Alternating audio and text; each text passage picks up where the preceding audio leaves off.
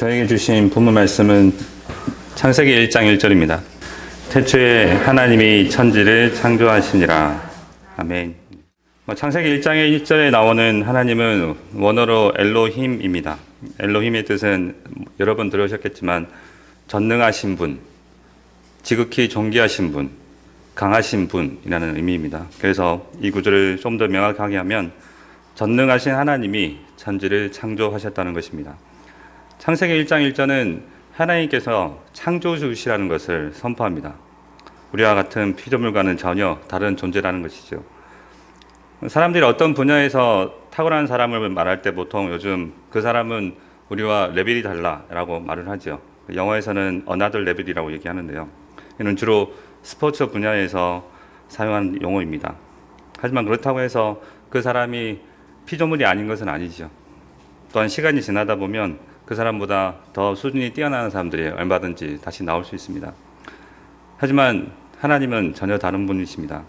하나님은 창조주로서 존재 자체가 다른 분이십니다.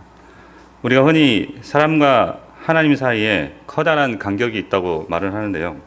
마치 그러면 둘 사이에 어떤 공간이 있다고 느껴지기도 합니다. 하지만 하나님은 시간과 공간 안에 존재하는 분이 아니시기 때문에 하나님과 사람 사이에 공간적인 간격이 있을 수는 없습니다. 그래서 하나님과 인간 사이에 간격이 있다는 말은 존재로서 하나님과 사람이 완전히 분리되어 있다는 의미입니다. 하나님은 시공간이나 다른 어떤 것도 필요 없이 홀로 존재하시는 분이십니다. 하지만 다른 모든 피조물들은 하나님이 만드신 시공간 안에서 철저히 하나님의 의지에서만 살아갈 수 있는 존재들입니다.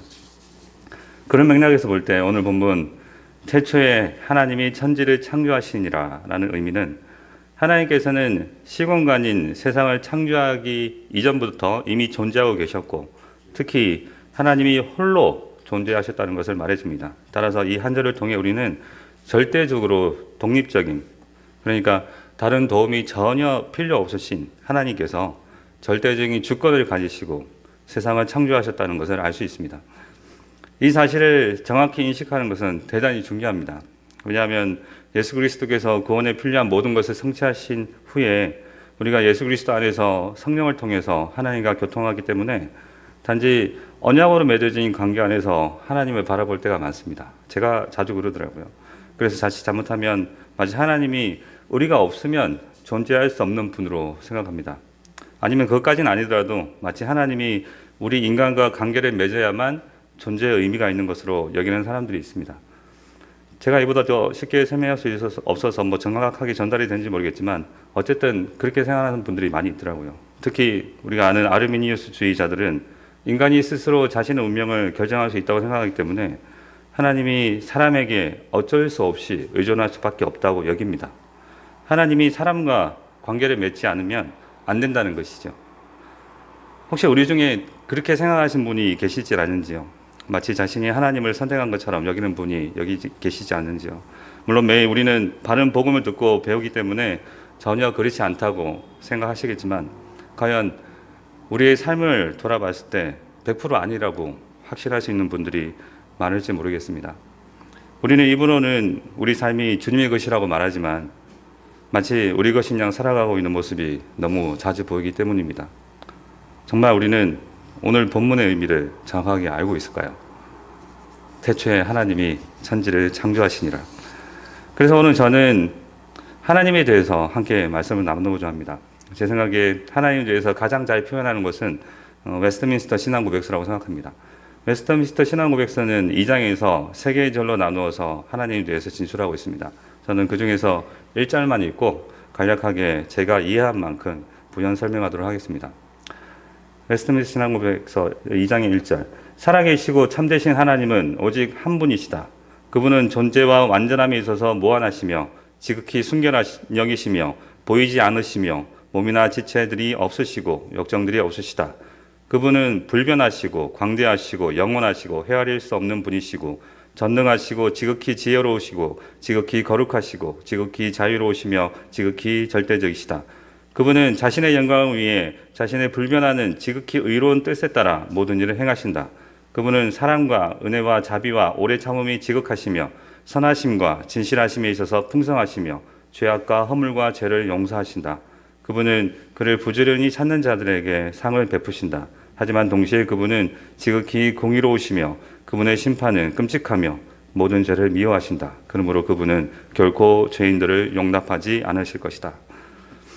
살아계시고 참되신 하나님은 오직 하나님뿐입니다. 하나님은 세상의 많은 신들 중에 그저 한 신이 아니십니다. 세상의 신은 오직 한 분 하나님뿐입니다. 다른 모든 신들은 인간이 만들어낸 우상일 뿐입니다. 그렇기 때문에 오직 하나님만이 우리의 예배와 찬양을 받기에 합당하십니다. 이스라엘아 들으라. 우리 하나님 여호와는 오직 유일한 여호와시니 너는 마음을 다하고 뜻을 다하고 힘을 다하여 네 하나님 여호와를 사랑하라. 하나님은 완전함에 있어서 무한하십니다. 이는 하나님이 모든 면에서 완전하다는 의미입니다. 그래서 어떤 실수도 어떤 실패도 없으십니다. 따라서 하나님과 비교할 수 있는 것은 없고 그분은 완벽하십니다. 하나님은 지극히 순결한 영이시며 보이지 않으시는 분이십니다. 하나님은 영이십니다. 이 말의 의미를 다른 분의 말을 빌려 말하면 하나님은 살아계시다는 의미입니다. 비록 하나님이 비물질적인 분이시지만 로마서 1장 20절에서 하나님이 보이지 않는 것들이 창조된 만물을 통해서 분명히 알게 된다는 말씀하시고 있는 것처럼 반드시 당신을 드러내실 수밖에 없다는 것입니다. 하나님은 몸이 없고 지체들로 나누어지지 않으십니다. 이는 하나님의 단순성을 설명하는 표현인데요. 제가 초등학교 때인가 곤충을 구분하는 원리를 배웠던 기억이 납니다. 머리, 가슴, 배 세 부분으로 나누어지고 다리가 3쌍, 6개로 되어 있는 걸 곤충이라고 배웠습니다. 그래서 다리가 8개인 거미는 곤충이 아니라 동물이라고 부르죠. 이런 것에 익숙한 우리는 하나님의 속성에 대해 생각할 때 분리하려는 경향이 있습니다. 조금 전에 말씀드렸듯이 하나님의 유일성이라든지 완전성, 영이심, 그리고 잠시 후에 다룰 불변성, 영원성, 전지성 이런 말을 들었을 때 마치 하나님이 어떤 부분은 유일하시고 어떤 부분은 완전하시고 어떤 부분은 불변성을 띈다고 생각합니다. 하지만 하나님의 유일성은 거룩하고 불변하고 영원합니다. 하나님의 완전성은 유일하고 불변하고 영원합니다. 하나님의 영이심도 불변하고 영원하고 거룩합니다. 즉 하나님의 모든 속성이 모든 속성을 그대로 띠고 있습니다. 하나님은 격정이 없으십니다. 이 부분을 이해하는 것은 좀 어렵습니다. 왜냐하면 성경에서는 하나님이 감정을 드러내신다고 말씀하고 있기 때문입니다. 성경은 하나님도 기뻐하시고 분노하시고 질투하신다고 말씀합니다. 왜냐하면 하나님은 인격적인 분이시기 때문입니다. 그럼에도 불구하고 격정이 없으시다면 이거는 우리 인간이 느끼는 어떤 억누르기 힘든 감정에 사로잡히시지 않는다는 것을 의미합니다. 그렇기 때문에 하나님이 질투한다는 의미는 잘못하는 우리에게 질투를 느끼시는 것이 아니라 자신의 영광을 위해서 질투하십니다. 사실 이 부분은 언약 안에서 이해를 해야 되거든요. 그래서 그래야 좀 더 정확하게 설명할 수 있는데 지금 주어진 시간 안에서 설명하는 것은 불가능하기 때문에 다음에 더 자세히 다루도록 하겠습니다. 하나님은 불변하십니다. 하나님은 절대 타협하지 않는 분이십니다. 한번 맺은 언약은 반드시 이루십니다. 그렇기 때문에 하나님은 무조건 신뢰할 수 있는 분입니다. 하나님은 광대하십니다. 이는 하나님이 거대한 분이라는 의미가 아니라 하나님이 어디에나 계신다는 편재성을 말씀합니다. 그리고 하나님이 편지하시다는 말의 의미는 이 우주에 어디든 하나님의 일부가 아닌 전부가 그곳에 계신다는 것을 의미합니다. 어디에나 계시되 언제나 영원히 변함없이 단순하게 전지전능하게 계신다는 의미입니다. 하나님은 영원하십니다. 하나님은 시작과 끝이 없으시고 항상 존재하시는 분이라는 뜻입니다. 아마도 하나님의 영원성이란 그 속성은 피조물과 하나님 사이를 구별하는 가장 큰 속성일 것입니다. 왜냐하면 하나님의 영원성은 자존성, 즉 스스로 존재하는 것과 연결되기 때문입니다. 하나님은 자신 외에 다른 것이 없어도 스스로 계시는 분이시며 절대 사라지지 않는 분이십니다. 하나님은 불가해한 분이십니다. 이 말이 우리가 하나님을 전혀 알 수 없다는 의미는 아닙니다. 우리가 하나님을 완전히 종합적으로 알 수 없다는 의미입니다. 우리는 믿음이 자랄수록 성경을 통해 하나님에 대해서 조금씩 더 알아갑니다. 그리고 우리가 천국에 이르게 된다면 하나님을 아는 지식이 아마 비약적으로 늘어날 것입니다. 하지만 그렇다고 해서 우리가 하나님에 대해서 다 알 수 있는 것은 아닙니다. 우리는 그저 하나님이 알려주시는 만큼, 보여주시는 만큼만 알 수 있습니다. 그렇기 때문에 우리는 하나님을 더 알기 위해 온 마음을 다해야 할 것입니다. 하나님은 전능하십니다. 전능하다는 말은 하나님이 모든 것을 하실 수 있다는 의미는 아닙니다. 우리가 알다시피 하나님께서 못하시는 것도 있습니다. 하나님은 죄를 짓지 못하십니다. 그리고 하나님은 죽지도 못하십니다. 그렇기 때문에 여기서 전능하시다는 의미는 하나님의 능력이 이 세상, 아니 이 우주에 있는 모든 것을 다 능가한다는 의미입니다. 모든 피조물이 다 합쳐서 하나님께 대항하더라도 절대 하나님을 능가할 수 없습니다. 하지만 하나님은 그 행하심에 있어서 그 속성과 일치하시기 때문에 우리는 안심할 수 있습니다. 하나님은 지극히 거룩하십니다. 거룩하다는 의미를 잘 표현하는 단어를 우리는 알고 있습니다. 바로 구별됨이죠. 그래서 구별됨은 두 가지로 나눠서 설명할 수 있는데요. 첫 번째는 존재로서 구별됨입니다. 하나님은 다른 어떤 피조물과도 구별되고 모든 피조물을 초월하는 존재이십니다. 그리고 두 번째는 도덕성인데 하나님은 도덕적으로 완전하신 분이십니다. 죄가 없으신 분이십니다. 따라서 거룩하신 하나님이란 말은 위대하고 선하신 하나님을 합친 말이라고 할 수 있습니다. 하나님은 사랑과 은혜가 지극히 많으십니다. 은혜라는 말은 받을 자격이 없는 저들에게 좋은 것을 베풀어 주는 것을 의미합니다.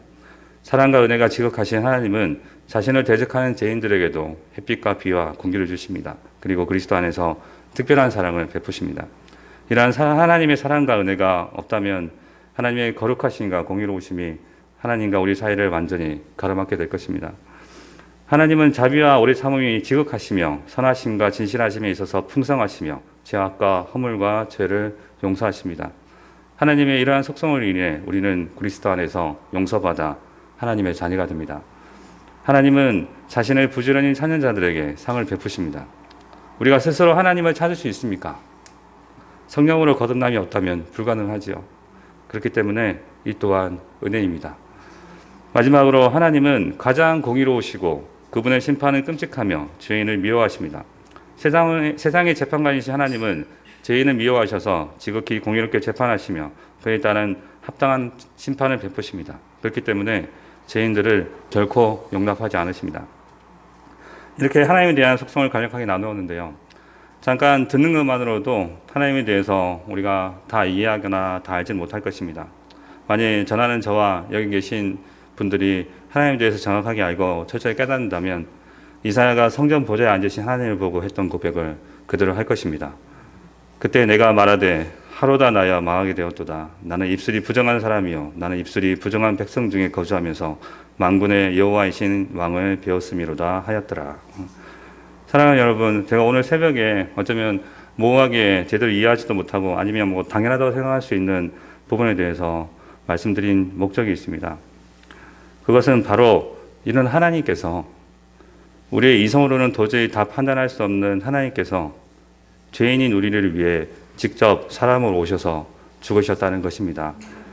전지전능하시고 완전하시고 무한하시고 거룩하시고 불가의하시고 영이신 하나님께서 자신이 창조하신 세계에서 자신이 주시는 햇빛과 비를 맞고 공기를 마시며 살면서도 자신을 대적하고 자신을 향해 욕하는 보잘것없는 우리들을 위해 친히 죽으셨습니다. 더 정확히 본질상 유일하신 하나님 안에 계신 삼위 하나님, 성부, 성자, 성령 하나님께서 상세전에 서로 맺으신 구원 협약, 구원 언약에 따라 성자 하나님께서 성육신하시고 이 땅에 오셔서 십자가에 못 박혀 죽으셨습니다. 찬송하리로다. 하나님 우리 주 예수 그리스도의 아버지께서 그리스도 안에서 하늘에 속한 모든 신령한 복을 우리에게 주시되 곧 창세전에 그리스도 안에서 우리를 택하사 우리로 사랑 안에서 그 앞에 거룩하고 흠이 없게 하시려고 그 기쁘신 뜻대로 우리를 예정하사 예수 그리스도로 말미암아 자기 아들들이 되게 하셨으니 이는 그가 사랑하시는 자 안에서 우리에게 거저 주시는 바 그의 은혜의 영광을 찬송하게 하려는 것이라. 우리는 그리스도 안에서 그의 은혜의 풍성함을 따라 그의 피로 말미암아 속량 곧 죄사함을 받았느니라. 그리고 성경은 그의 피, 그리스도의 피가 하나님의 피라고 정확하게 말씀합니다. 여러분은 자기를 위하여 또는 온 양떼를 위하여 상가라. 성령이 그들 가운데 여러분을 감독자로 삼고 하나님이 자기 피로 사신 교회를 보살피게 하셨느니라. 사랑하는 여러분, 그렇기 때문에 우리 주 예수 그리스도와 그가 지신 십자가는 구속사 안에서 하나님의 속성과 동일한 속성을 지닙니다. 우리를 죄에서 구원하시는 길은 오직 우리 주 예수 그리스도와 그의 십자가밖에 없습니다. 그것만이 유일한 길입니다. 우리가 어디에 있든지, 우리가 어떤 처지에 있든지 우리 주 예수 그리스도와 그의 십자가는 항상 우리와 함께하며 완전한 능력으로 무한히 존재하십니다. 우리 주 예수 그리스도께서 십자가에 죽으시고 부활하심으로 우리에게 그리스도의 영, 성령을 보내주셨습니다. 그분은 눈에 보이지 않으시지만 우리 속에 살아계심을 우리 속에 직접 증거하시면서 자신을 드러내십니다. 우리 주 예수 그리스도와 십자가는 우리의 특정 부분만 변화시키는 것이 아니라 전인적으로 우리를 변화시켜 우리의 삶 전체가 그리스도와 연합하여 하나님과 교통하며 하나님을 닮아가게 하십니다. 우리 주 예수 그리스도와 그의 십자가는 세상의 모든 조롱과 핍박에도 도도하게 흐르는 강물처럼 세상 끝날까지 빛을 발하며 하나님의 백성들을 이끌어 나가실 것입니다. 우리 주 예수 그리스도와 그의 십자가는 우리의 모습과 상태에 상관없이 구원의 언약 안에서 우리를 영원히 끝까지 이끄십니다. 왜냐하면 우리의 구원은 우리의 행위에 달려있지 않기 때문입니다. 그렇기 때문에 우리는 그 어떤 것도 우리 주 예수 그리스도 안에 있는 하나님의 사랑에서 끊을 수 없다고 자신 있게 고백할 수 있습니다. 우리 주 예수 그리스도와 그 십자가는 전능하셔서 택한 자의 모든 죄를 다 덮으십니다. 우리는 우리 주 예수 그리스도와 그의 십자가에 대해서 완전히 다 알 수 없을 것입니다. 우리가 죽어 천국에 이르렀을 때 아니면 주님이 재림하셨을 때 그와 그의 십자가에 대한 지식이 비약적으로 늘어날 것입니다. 하지만 그렇다고 절대 다 알 수는 없을 것입니다. 그래서 믿음의 선배인 스펄전 목사님은 이런 말을 하셨지요. 나는 그리스도와 그의 십자가의 못 박히심에 대해 알기 위해 전심으로 추구하겠다. 우리도 동일하게 우리 주 예수 그리스도와 그의 십자가를 더 알기 위해 온 마음을 다해야 할 것입니다. 우리 주 예수 그리스도와 그의 십자가는 지극히 거룩하십니다. 그 어떤 것도 이를 대체할 수 없을 만큼 위대한 것은 없습니다. 그리고 다른 어떤 것도 이처럼 모든 율법에 대한 요구를 도덕적으로 완전히 이루신 것도 없습니다. 우리 주 예수 그리스도와 그의 십자가는 하나님의 공의로우시고 그분의 끔찍한 심판과 죄인을 미워하심을 그대로 보여주십니다. 하나님의 아들이신 그리스도를 십자가에서 죽일 수밖에 없으셨습니다. 그리스도께서 우리를 위하여 저주를 받은 바 되사 율법의 저주에서 우리를 속량하셨으니 기록된 바 나무에 달린 자마다 저주 아래 있는 자라 하였습니다. 동시에 우리 주 예수 그리스도와 그의 십자가는 하나님의 풍성하신 사랑과 은혜와 자비, 오래 참으심, 선하심과 진실하심을 그대로 보여줍니다. 허물과 죄로 죽었던 우리에게 완전한 사랑을 보여주셔서 우리의 죄를 용서해 주시고 하나님의 거룩하심과 공의로우심으로부터 우리를 구원하여 주십니다. 의인을 위하여 죽는 자가 쉽지 않고 선인을 위하여 용감히 죽는 자가 혹 있거니와 우리가 아직 죄인 되었을 때에 그리스도께서 우리를 위하여 죽으심으로 하나님께서 우리에 대한 자기의 사랑을 확정하셨느니라. 그리고 그 사랑으로 우리 또한 우리 주 예수 그리스도와 그의 십자가 안에서 한 형제 자매로서 서로 뜨겁게 사랑하게 하시고 우리를 세상의 복의 통로가 되게 하십니다. 마지막으로 우리 주 예수 그리스도와 그의 십자가를 알기 위해 부지런히 노력하는 자들에게 상을 베풀어 주십니다. 우리가 이 세상을 살아가는 동안 하나님의 아들이신 그리스도를 믿고 아는 일에 하나가 되어서 온전한 사람을 이루어 그리스도의 장성한 분량에 이르기 위해 노력하고 그리스도의 남은 고난에 참여하는 자에게 장차 큰 상급으로서 베풀어 주실 것입니다. 그러므로 사랑하는 성도 여러분, 우리는 우리 주 예수 그리스도로 말미암아 하나님 아버지께 감사함이 마땅할 것입니다.